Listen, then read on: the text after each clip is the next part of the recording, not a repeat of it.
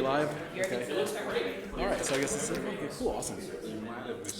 Let's see here. So, okay? All right, there you go. All right, so. I thought you might be referring to Maren, the girl. I was like, that's Maren, that's not girl. That's my own.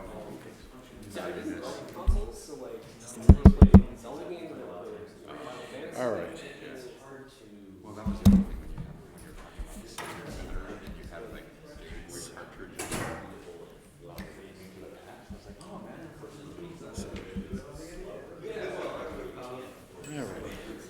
All right. All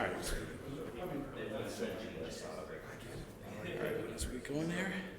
All right, so my name's Caleb. I just wanted to give you guys a quick rundown of the Alexa platform. Before I start, I guess, who here actually owns an Alexa device? And then I guess alternately Google Home, or one of those devices. Okay, maybe a little both or whatever. Okay, cool. Mostly Alexa, and that's excellent. Okay, well, so this is basically, so a little bit about me. My name is Caleb Garner. I've been doing game development for a while. I run a studio called Partool Studios. Been doing Alexa stuff fairly heavily for the last year and a half. We did the biggest projects, known things, was we did 3 games for Amazon for back Christmas of last year when Amazon had the Echo buttons coming out. Well, they needed some launch titles to go with the hardware, so they hired us to make 3 games for it, and then there were 3 other trivia games that were made by, I think they probably outsourced to India or something like that. That was interesting too, because we were making the games while the SDK was still in development. So we're basically developing games that are supposed to have features that have yet to be supported. So it was a very interesting experience, but we got through it and it was good. So yeah, so if you need to reach me, you can get to me this way, or my email address, caleb.garner@gmail.com. So a summary of Alexa.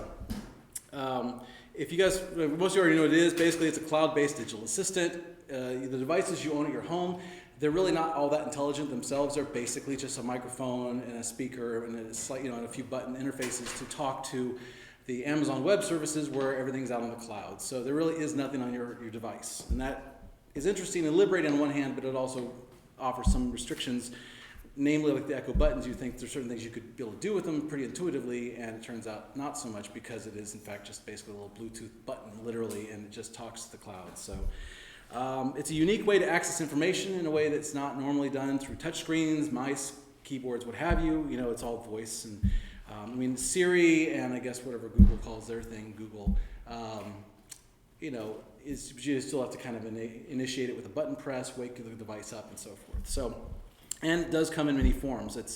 Obviously the most popular form is, of course, the home, like the dots and the echoes and what have you. But now they're putting them in, there's like a Bluetooth device. I don't know if they've officially released them yet or if they're about to, but it's like a Bluetooth device you can hook up to your car. So basically it gives you Alexa through your car, which is pretty cool. They've got microwaves now that will link up to Alexa to turn things on and stuff. So it's evolving, and Amazon's has put a lot of energy into it. My cats were messing around with my computer earlier. I didn't know what they're up to, but I got these 2 kittens lately, and they're adorable, and they want everyone to know it. So they're 2 brothers. They sleep together all the time. It's just the cutest thing. So all right. So the anatomy of a skill, which if you guys already know, Alexa calls apps skills. All right. So the fundamental things that occur through what a skill consists of is you have your invocation, which is essentially Alexa, open this thing, and then your utterances and intents are essentially the things you tell Alexa you want it to do within it. It could even be things like, Alexa, open this thing. And then when you start doing things in the skill, those are basically utterances or in intents. And then you get your responses, which essentially is whatever Alexa tells you back, whether it's what you want to hear or you don't want to hear, whatever it is. It's the information she provides back based on what she understands you told her to do. So the basic development environment for programmers and such is it's built on AWS, so you're definitely going to be in the Amazon world. This product is not something you can really run through third-party services. There are things that are built on top of it, but ultimately everything goes through AWS. Another thing that's interesting too, for those who aren't familiar with them, Lambda functions are a pretty interesting paradigm, you might say, because as sort of a shift in programming, because as traditionally you build a program, you execute it, you build your executable, and then you run that executable. Well, now that this is cloud-based, essentially your functions and your various chunks of code are really just sitting out on the cloud and are basically being executed in real time. Much like the way when you view a HTML5 or just a website page, right? You're basically viewing live data. You're not really like rendering the web page and then viewing it. You're pretty much reading whatever HTML is out there at that moment. And it does support various languages, JavaScript being the most popular, but it does do C#, Go, Java, and Python. So you have multiple options in terms of whatever language you may be most comfortable with.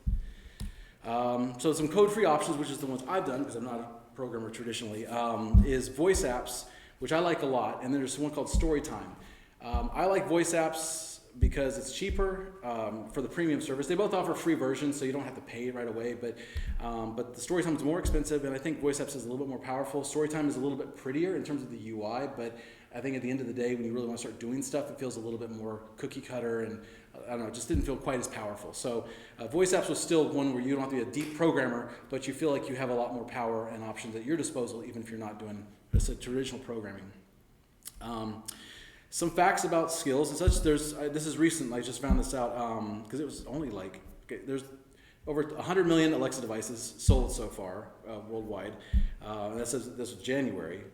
50,000 skills as of September, and only over half of these devices out there only use about 3 skills so far, which sounds like maybe it's not a high adoption, and that's on one level you could say it that way, but at the other hand, yours could be that 4th one, right? Like it's not like they're crowded. Like look at mobile devices and how many apps you're trying to compete with and be adopted by. So if you can find the right audience and you have the right skill, it's a very good chance you can do that. And also a big relief, which I didn't mention in this PowerPoint, but months ago and for a while before that, if you wanted to actually open a skill, you had to go to Amazon and basically enable that skill. You couldn't just open up, oh, I learned about this really cool skill. Hey, Alexa, open this thing. It's please go to the website and enable it, which is a huge wall that's going to basically get 90% of the people who might be curious about your skill never bother, because they got to either open up the app and enable it. Anyway, that's all gone now. So pretty much if you have a skill and it's live, someone can just say, hey Alexa, open this skill, and it will just open without any hindrance. So that was a big relief. So challenges, but like anything, I mean, even with only 50,000 skills out there, discoverability is still an issue, because even with mobile and web and PC and such, you at least have a screen where you can look at a wall of options, right? You can go to Steam and see all the different games that you might be interested in and see graphics that might grab your attention. Well, because this is effectively a screenless device, you have to rely more on people really wanting to know what they're looking for and looking for your thing. So and Amazon's aware of this, and they're doing what they can to address it, and they've made certain attempts, but it is what it is. But I believe, again, if you go into it with the understanding that discoverability is a factor you need to look into with whatever skill you want to create, you can try to build a strategy from the get-go to be found. Languages and localization, is something to keep in mind. There are ways of localizing. I think, when we did the ones from last year, it was only languages support were German, English, and then UK English, if it were, different. But anyway, so the point is that there were 3 different languages, but I think they may have expanded that some. I'm not sure the exact language count at this point, but when we did the skill, we had to those ones we did for Amazon, we had to support German and English, and we basically fudged with the UK, just copied the English over. That was no big deal. But the German was a consideration, because as some of you might know who know German, saying something in English may be this long, and saying something in German may be this long. So you have to think about timing and the number of seconds they're going to be speaking, and there isn't when she's done talking, last I heard, when she's done speaking, then do this thing. So you have to basically anticipate how long these phrases are going to be. They may have fixed that since the last time I looked into this seriously, but obviously you imagine, wouldn't it be nice if just Alexa knew when I'm done talking, then you can do the next thing, but there wasn't such a thing at that time. So that's where some of the challenges can be with that. Look at those 2. Aren't they cute? All right, so noteworthy skills I think that are worth checking out if you haven't already. Would you rather is a great one. The classic, would you rather paint your eyeballs or spray, whatever, acid in your mouth? It's basically one or the other, but it's an either or scenario, and it's fun and it's well done, and it gives you an idea of how you can, and what it'll do is basically compare your choices. Oh, this person would rather, 90% people would rather have spray paint paste, sprayed in their eyes rather than acid. So those are the kind of things you got, but it's really simple, straightforward, and it's entertaining.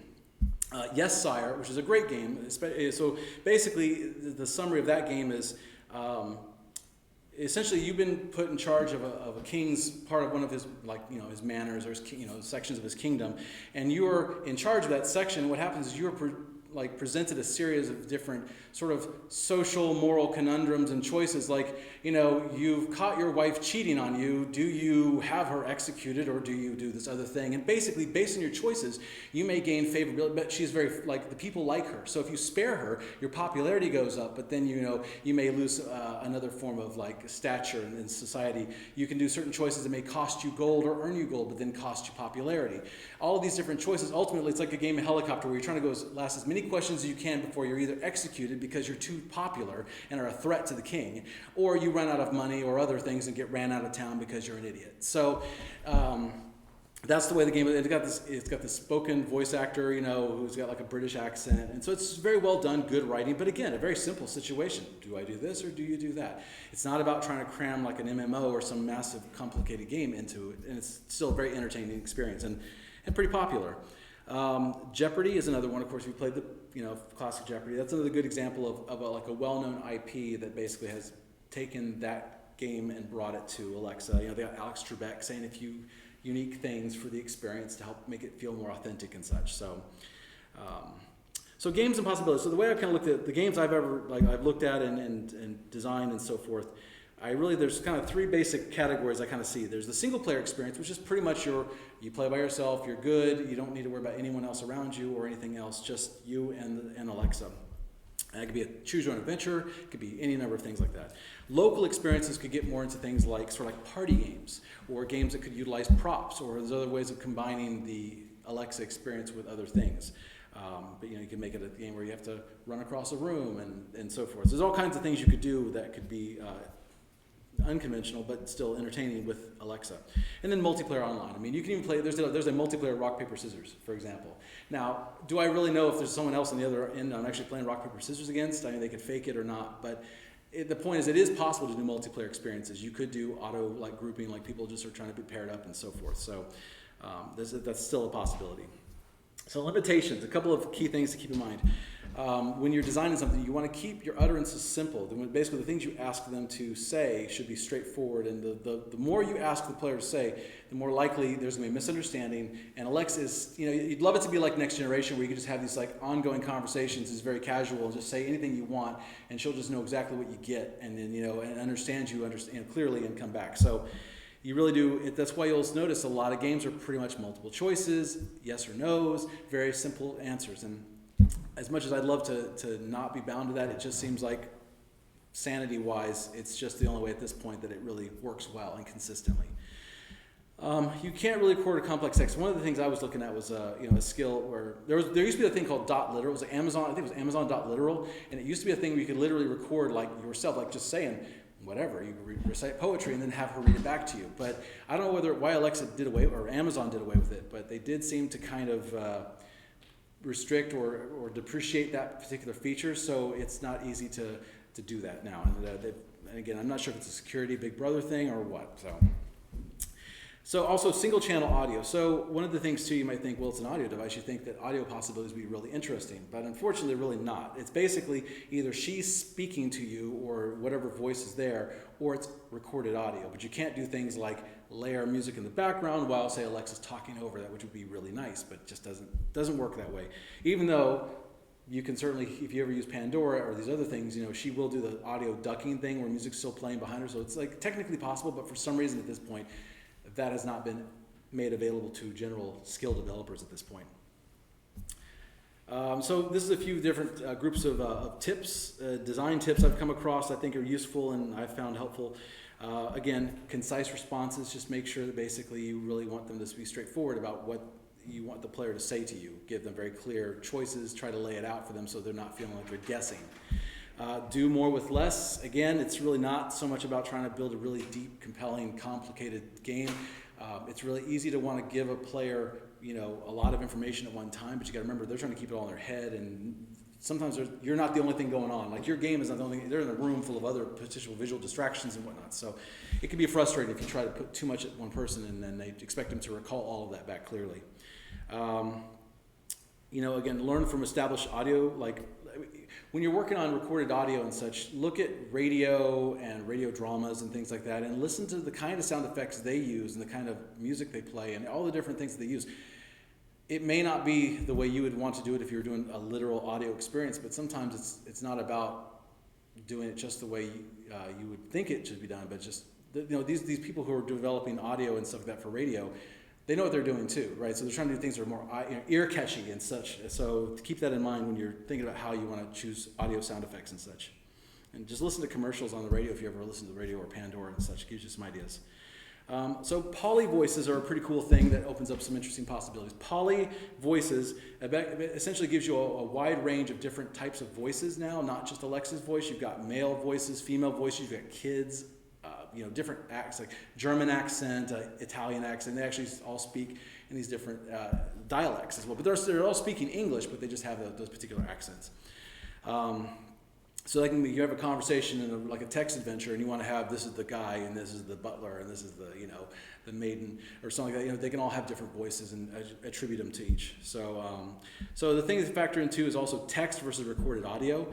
On the one hand, text is convenient, but of course it is also, what you type is not exactly what she will say every time perfectly. Sometimes you have to go in there and tweak things a little bit, the spacing, the pace of the dialogue and such, the flow of it are all things to factor in. But then also recorded audio is great because of course recorded audio is going to be exactly what you want, but text is nice because all you do is make a typo or something like that. You can just correct it, where recorded audio, once you've baked that audio in, you've recorded, you've converted it to the format and everything else, you're like, oh crap, I need to redo this. It can become a lot of work. So you definitely want to go into recorded audio with a clear idea of exactly what you want to record to help avoid redos. And I've made that mistake myself, so it's real. SSML is interesting too. So basically it's a kind of markup language that essentially, I think it's called speech synthesis markup language is what it stands for, but SSML. And what it is essentially, it lets you do things like whisper or speak faster, speak slower. It essentially lets you put little sort of brackets and the markup the way you would do bold with in JavaScript or on HTML. I should say HTML. Essentially would be able to mark certain things, words we said in certain ways. So she'll interpret that stuff in real time and speak us accordingly. So it's pretty cool.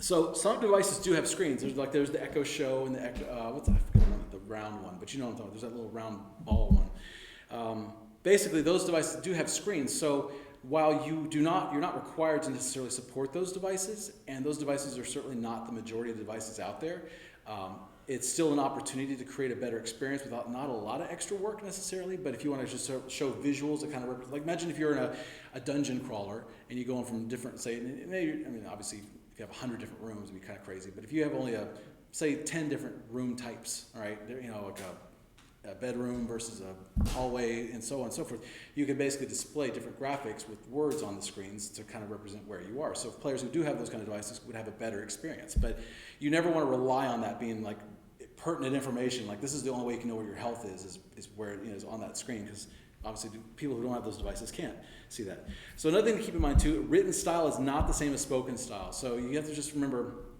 if you were doing a book or something really from just copying and pasting that to this is not necessarily the same, because it's just think about being more, someone's talking to you as opposed to you listening to someone reading to you. And so think of it as an opportunity to ask yourself, do I want to tell these people I'm talking to them more personal, or is it more like you're just sort of she's just reading from a book? So just a thing to keep in mind in terms of how you approach that. Mixed media, something else to consider too. Again, one of my pet projects has been to look at how could you make a board game that actually uses Alexa with it, right? So in other words, you need the board game still, you have to have the product, but you also have Alexa there as your sort of digital assistant who provides extra elements that aren't necessarily part of the normal game. So consider that, props. Imagine having dice or special devices or a board in front of you, or any number of cool ideas. Something in paper and pencil could be done. So lots of interesting possibilities there. Oh, look at those guys. All right, so speech cons are another interesting thing. So there's certain things speech like wapow, right? Or whatever you want to say. You can do alakazam. And these things that would be very difficult for you to type and for her to say correctly. Alexa or Amazon has gone through great lengths to create a massive list of these kind of words that are just more, they've just been highly tweaked so they do sound good and can be just called on pretty easily. So keep those in mind when you're using text-to-speech type stuff. Response variety is another good one. So response variety, it's just when she says, okay, gotcha, okay, cool, read you loud and clear. Consider that she doesn't keep saying the exact same, only one thing back. You can just set up where you can have, like, say, random 3 or 4 different responses, just to help break up the monotony of certain types of interactions. And another thing to keep in mind is consider unlockable content, and I'll get more into monetization stuff, but this isn't really even thinking of that. This is just the idea that as you have people play your skill, consider how you could create reasons for them to want to come back, to give them a sense of, okay, I played this game a few times. Oh wow, cool! I just learned this new thing just for playing, just for engaging, right? And gives a sense that I'm investing time in something worthwhile, as opposed to being a very much like, you open it one time, it's novel, that's cool. I have no reason to come back again. So so think of it like that. So take mobile inspiration. So while this is different than mobile in a lot of different ways, just consider to look at how mobile does do certain things like player retention and getting people to, engaging players and such. The different monetization models, the paywalls and all this stuff, those things can be analyzed and considered in terms of how could I apply these strategies to my skill. Not exactly one-to-one, but you can still see where there are parallels, and especially as you get into the monetization options, which I'll be getting into. And keep it simple. Again, I think it's really important to emphasize that you can make anything you want, make it really complicated. But I've played some games where they kind of do assume, and they were still fairly simple by like World of Warcraft, right, standards, right? They were still simplistic, but at the same time, it was still kind of like, wow, I have to keep track of my health, my hit points, and things like that. I'm kind of doing it in my head, and I'm sure you can ask them, but every time you spend time asking, like, what was my health at again? And things like, is it time they're not playing and experiencing the new content, the new adventures. So, and then leaderboards, I think, are a really effective way of giving players a sense of, I'm not just playing this game by myself. There are other people who are engaging this content, and I think everyone knows when you play a game that's online, I think there's a certain level of buy-in, and you feel more compelled to want to play that game more when you know you're not the only person in the world playing this game by yourself, even if you're not directly competing with each other. One of the things I came up with too for the skills we were doing back when we were doing the Echo Dot games or Echo Button games was so because your game may not be super popular right off the bat, right? It may not have lots of users. That what I was basically trying to do is kind of a rolling leaderboard where basically every time you play the game, you're really not placing yourself in a real top 10 that's perpetual and ongoing, but rather you just sort of keep inserting yourself in relation to all the other players. And let's say the last 20 players who've played the game ever, whether it was last week or just 5 minutes ago, you're just keep inserting. So you ranked 3rd place with this game you played. Wow, that's really cool. I'll try again. You could beat yourself. But basically there's kind of a rolling, ongoing leaderboard of people, and that kind of helps alleviate the problems of, oh, well, Joe Schmo got, 100,000 points in this game. No one's ever going to beat that score. Well, it doesn't really matter anymore because you can just get around it because you're not really concerned about who's, always going to be at the top of the leaderboard because everyone's kind of getting bumped around and stuff. So anyway, so that's just another thing there. So monetization options. So obviously a lot of people probably want to make a skill, but you probably want to figure out how can I actually make money off a skill. And I don't think, Alexa has not had its Angry Birds, okay? No one's making millions of dollars a day off of a game off of Alexa's skill this time. But, people are making money and are making, there's no big figures being released or anything like that, but I can only imagine that, people are doing okay, but it's, again, there's been no massive, explosion of games so far, but who knows what will be coming in the future. So subscriptions are one of the options that they have. Basically, as you imagine, you choose to pay like $1.99 a month, and you basically have access to whatever content you deem as necessary or worthwhile for that price point. Consumables, which like I said with mobile, you buy some coins and you spend those coins, and then unlockable content, that'd be like chapters, like you want to pay 99 cents to unlock chapter 2 and so on and so forth. So those are all, and again, well known in mobile as well. So subscriptions, some ideas and things on how to approach a subscription. Consider ways of limiting daily access. The Jeopardy game is pretty interesting. I would love to know how much money these guys are actually making if they are, because they actually only let you play like a handful of questions a day. And if you become a subscriber, you just get what they call the daily double. You just get basically a second set of questions, and that's it. It's not like you come back and play tomorrow, you get it again. But it's not like they say, oh, now you can just play all you want. No, they still restrict you, but you just give you a little extra. So it's interesting how that they do that and how they do that, and that I guess. But again, Jeopardy is very popular, so as you can imagine, for players that feel it's worthwhile, that's great, and that's Trebek and all that. So, but so that's one option. again, looking for ways to offer additional content and features. And again, so kind of think of it like, it's a premium versus free user, right? The idea is basically the free player gets to do certain things, but a premium player would therefore have access to additional capabilities or access to a second character slot or any number of things that you want to come up with that would be ways of making it so that a paid subscriber has reason to be an ongoing subscriber, that it's worthwhile to keep paying every month forever, right? Or as long as they feel like it.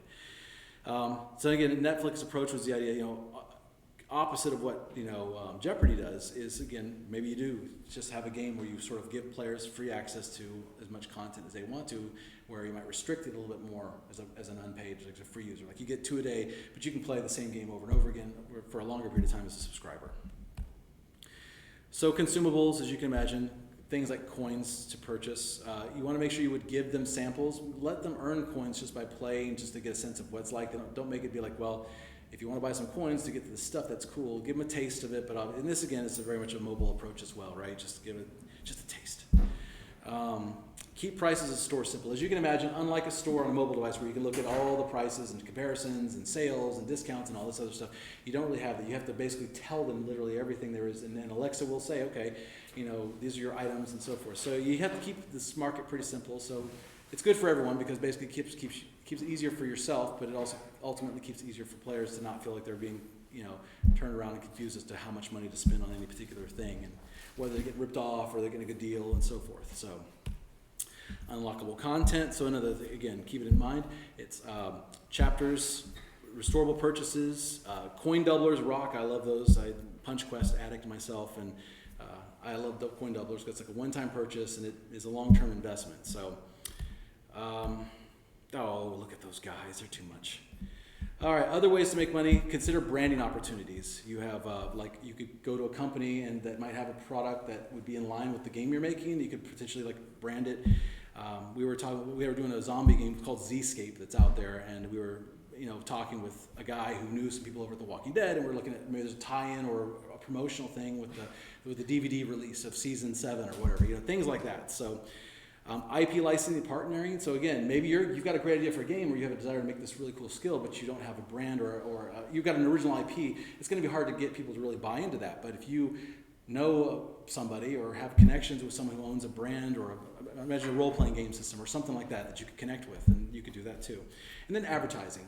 Not really something that Amazon's done yet, but there's definitely I think there's room for that. Like, imagine this game brought to you by Coca-Cola, right? Before the game starts. Some really quick snippet, not a 30-second commercial, but anyway, that's something like that. So I know I guess I'm running out of time here. I started a few minutes late. But so in conclusion, possibilities are exciting. The market is still young, and good design and writing is key. So any questions? All right. Thank you.